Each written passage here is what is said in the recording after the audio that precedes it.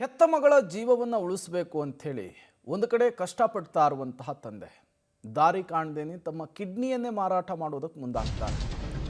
ಇದು ಶಾಸಕರ ಗಮನಕ್ಕೆ ಬರುತ್ತೆ. ತತ್ಕ್ಷಣಕ್ಕೆ ಆ ತಂದೆಯ ಸಹಾಯಕ್ಕೆ ಮುಂದಾಗಿದ್ದಾರೆ ಶಾಸಕ ಸುರೇಶ್ ಕುಮಾರ್ ಅವರು. ಹೌದು, ಇದು ಬೆಂಗಳೂರಿನಲ್ಲಿಯೇ ನಡೆದಂತಹ ಕರುಣಾಜನಕ ಕಥೆ. ನೊಂದ ಕುಟುಂಬಕ್ಕೆ ನೆರವಾಗಿದ್ದಾರೆ ಶಾಸಕ ಸುರೇಶ್ ಕುಮಾರ್. ಸರ್ಕಾರದ ಗಮನ ಸೆಳೆದು ಕುಟುಂಬಕ್ಕೆ ಶಾಸಕರು ಸಹಾಯ ಹಸ್ತವನ್ನು ಮಾಡಿ ಚಾಚಿದ್ದಾರೆ.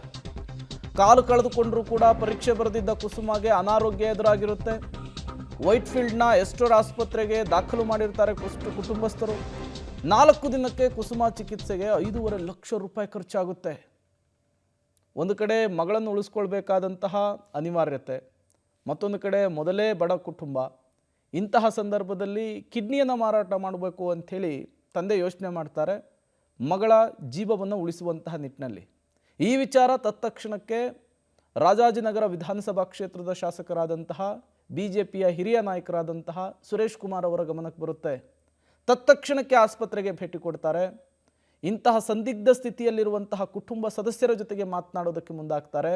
ಅವರಿಗೆ ಆರ್ಥಿಕ ಸಹಾಯವನ್ನು ಕೂಡ ಸ್ಥಳೀಯ ಶಾಸಕರಾದಂತಹ ಸುರೇಶ್ ಕುಮಾರ್ ಅವರು ಮಾಡಿದ್ದಾರೆ. ಅಷ್ಟಕ್ಕೆ ಸುಮ್ಮನಾಗಲ್ಲ, ಸರ್ಕಾರದ ಗಮನಕ್ಕೂ ಕೂಡ ಈ ವಿಚಾರವನ್ನು ತರುವಂತಹ ಕೆಲಸವನ್ನು ಮಾಡ್ತಾರೆ.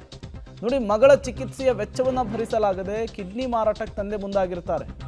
ಈ ವಿಷಯ ಗೊತ್ತಾಗ್ತಾ ಇದ್ದ ಹಾಗೆ ಶಾಸಕರಾದ ಸುರೇಶ್ ಕುಮಾರ್ ಅವರು ಭೇಟಿ ಕೊಡ್ತಾರೆ ಆಸ್ಪತ್ರೆಗೆ. ವೈದ್ಯರು ಆಸ್ಪತ್ರೆಯ ಮಂಡಳಿಯ ಜೊತೆಗೆ ಮುಕ್ತ ಮಾತುಕತೆಯನ್ನು ನಡೆಸ್ತಾರೆ. ವಿಷಯವನ್ನು ಸಚಿವ ದಿನೇಶ್ ಗುಂಡೂರಾವ್ ಅವರ ಗಮನಕ್ಕೆ ತರುವಂತಹ ಕೆಲಸವನ್ನು ಶಾಸಕರು ಮಾಡ್ತಾರೆ. ಸಿಎಂ ಮಾಧ್ಯಮ ಸಲಹೆಗಾರ ಪ್ರಭಾಕರ್ ಅವರ ಗಮನಕ್ಕೂ ಕೂಡ ಶಾಸಕರು ತರ್ತಾರೆ. ಸಿಎಂ ಪರಿಹಾರ ನಿಧಿಯಿಂದ ಆಸ್ಪತ್ರೆಯ ವೆಚ್ಚ ಭರಿಸೋದಕ್ಕೆ ಅನುವು ಮಾಡಿಕೊಡ್ತಾರೆ. ಇತ್ತ ಚಿಕಿತ್ಸೆಗೆ ಹಣ ಸ್ವೀಕರಿಸದಿರೋದಕ್ಕೆ ಆಸ್ಪತ್ರೆಯ ಆಡಳಿತ ಮಂಡಳಿ ನಿರ್ಧರಿಸಿದೆ. 2 ದಿನಗಳಲ್ಲಿ ಕುಸುಮ ಆರೋಗ್ಯ ಸರಿಪಡಿಸುವುದಾಗಿ ಆಸ್ಪತ್ರೆಯ ಆಡಳಿತ ಮಂಡಳಿ ಭರವಸೆ ಕೊಟ್ಟಿದೆ.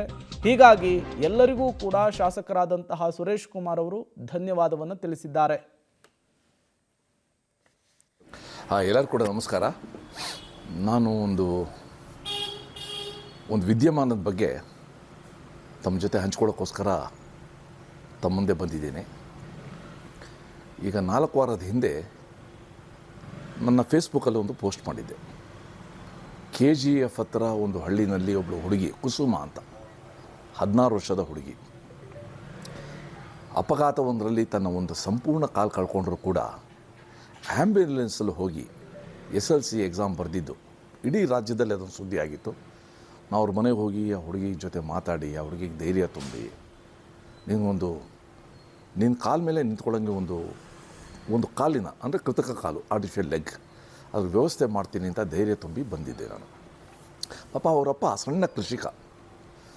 ಆ ಹುಡುಗಿದು ಕಾಲ್ದು ಇದಾದಾಗ, ಆಕ್ಸಿಡೆಂಟ್ ಆದಾಗ ಆಸ್ಪತ್ರೆಗೆ ಸುಮಾರು 50 ಲಕ್ಷದಷ್ಟು ಹಣನ ಅವನು ಖರ್ಚು ಮಾಡಿಬಿಟ್ಟಿದ್ದ. ತನ್ನ ಒಬ್ಬಳೇ ಇರೋದು ಮಗಳು ಚೆನ್ನಾಗಿ ಸಾಕಬೇಕು ಅಂತ. ಈಗ ನಿನ್ನೆ ನನ್ನ ಜೊತೆ ಇದ್ದ ನನ್ನ ಸ್ನೇಹಿತ ಗೌತಮ್ ಅವರಿಗೆ ಒಂದು ಮೆಸೇಜ್ ಬಂತು, ಆ ಹುಡುಗಿಗೆ ಮತ್ತೆ ಏನೋ ಸೀರಿಯಸ್ ಆಗಿದೆ, ಮತ್ತು ಅದೇ ಆಸ್ಪತ್ರೆ ತೊಗೊಂಬಂದಿದ್ದಾರೆ, ಅವರಪ್ಪ ಕಂಗಾಲಾಗಿದ್ದಾರೆ ಅಂತ.